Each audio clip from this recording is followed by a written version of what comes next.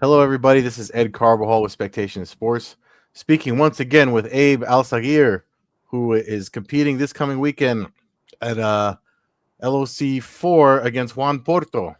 Abe, it's been a while, man. I'm glad to be talking to you again. I'm glad to be talking to you. Thank you for having me on, Ed, and thank you for Spectation Sports as well. So, since the last, I know you did the interview with Lynch for your last fight, but between the last time you and I spoke, lots happened. I mean, obviously your win streak is still going strong.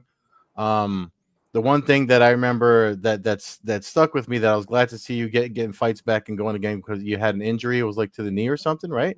Correct. I had knee surgery. I told my ACL and meniscus.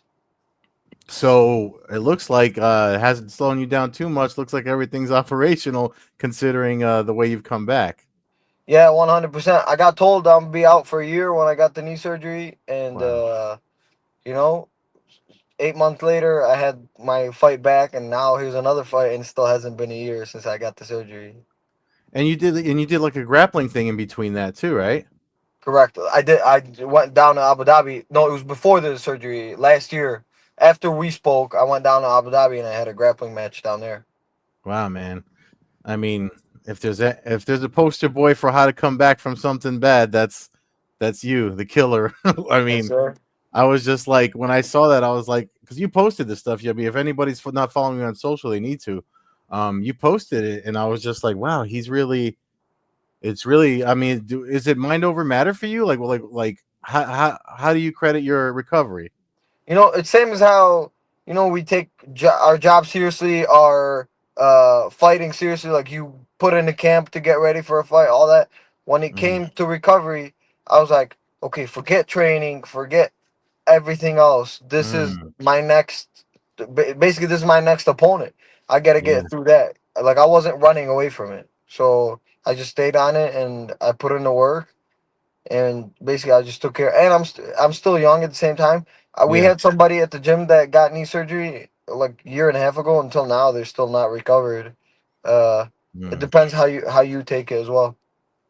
yeah, yeah. It's just from my looking outsider hobbyist looking at the pros. I mean, it's just like this is why people need to follow athletes like yourself and follow the sport because it's motivating and it's inspirational and it's great to see. And speaking of inspiration, I mean, it looks like even with all that and then coming back, I don't know, but I know you heard it. I've heard it. Your name's already popping up at UFC press conferences, so it's Yeah, like, yeah, it's happened. It's happened 3 times already. They keep asking me. They having me on those Middle East cards, and since the last time we talked too, I've signed with the biggest manager out there, Ali Abdelaziz, and mhm. we've just been on a roll since then. So I mean, then that's a really big step too, moving towards like what we've always been talking about as far as like your career and your trajectory. So before we look at your fight this weekend and ask you questions about your opponent, I mean, you've told me so many things about where you want to be um, with the fight coming up. I think it warrants being repeated. So like we're in the tail end of 2025 with the 2026 coming upon us. The UFC has a new broadcast deal with Paramount and everything. Where's your mind at? I mean, obviously you had the hiccup with the injury and stuff, but where do you see things going as far as like the flow of your career from this point moving forward?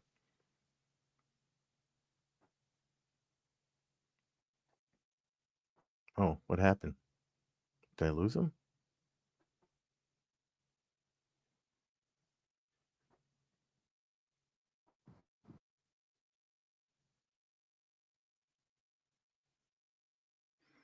Oh no, I think I lost him.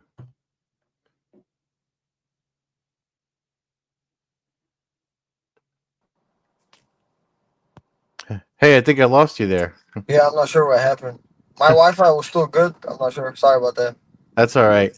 Um, just to summarize where I lost you, the question I was asking was, with everything that happened, your career and everything, we're at the end of 2025. 2026 is upon us. The UFC has a new broadcast deal coming up for the new year with Paramount. So where do you see the trajectory of your career from now up until the beginning of like first quarter of 26? I will definitely be in the UFC Mm.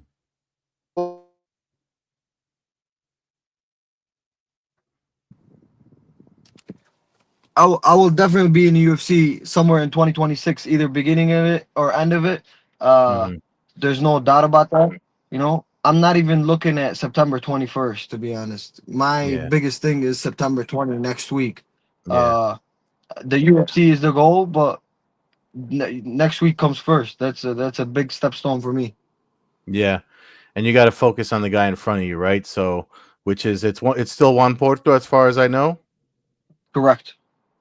So, how do you size him up looking at the matchup and everything as we're a week out? You know, if you look at my past opponents, they've all got a lot more fights than I do. Like my last Hmm. fight, I fought Drew Fickett. Yeah, he was older, but the guy was 45 and 22. To have a record like that in MMA, that's a very big deal.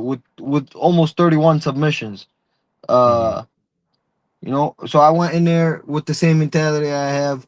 Go in there, get my hand raised. That's all what matters to me.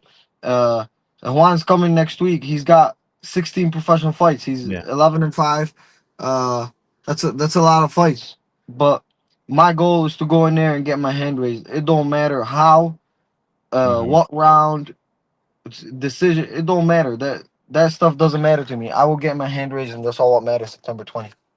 Mm. So, um, you kind of already answered my last question about the prediction of how the fight goes.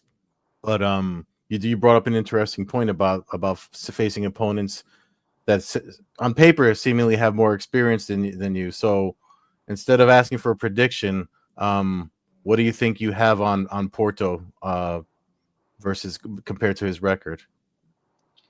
You know, he's a black belt, so but that takes time to get. You know, that takes time on the mats. It's not something you can get from just being somewhere. That takes a lot of time to get your black belt. I respect what he's bringing to the table, but uh, at the end of the day, I've been in that spot. I've faced black belts. I've faced Hmm. opponents with records, and we saw the outcome. Next week, I'm just putting everything on the line. I'm defending my belt. It's 5 rounds. Uh, to be honest, I want to go the 5 rounds. If he can go with me at my pace for the 5 rounds, I'll be the happiest person in the world. But I don't think it's gonna go there. Mm. I love to hear that. Well, listen, man. Good luck to you. I'm looking forward to it. I mean, your career has been fun to watch so far. Before I let you go, like as always, take the floor. Shout out your sponsors. Anybody you want to thank, and we'll see you on Saturday. Yeah, I would like to give a shout out to my nutritionist, Water Father, Jason. You know, he works with all these top UFC athletes. He's been working with me a lot. The guy is as precise as it can get towards nutrition and stuff. I've been feeling great. Thank you to my team at Detroit Jiu-Jitsu Academy. My sponsor, Flame Subs, that's a new sponsor. One of the best chops in the city around the area. And of course, my couple other sponsors, but shout out to my manager as well, Ali Abdelaziz and Firdaus. They've been helping me a lot through step by step. All right, cool. Thank you again, Abe. I mean, good luck to you. Enjoy the rest of your day, and you have a healthy weight cut and everything. And I'm looking forward to like again, man. This has been fun watching you do your thing. I appreciate you. Thank you for everything. You've been supporting since I started my career, and I promise we're almost there. All right, I hope so, man. It's gonna. You're definitely one of the guys that I'm like rooting for. So, Thank you. thanks again. Good luck to you. Yes, sir. Thank you.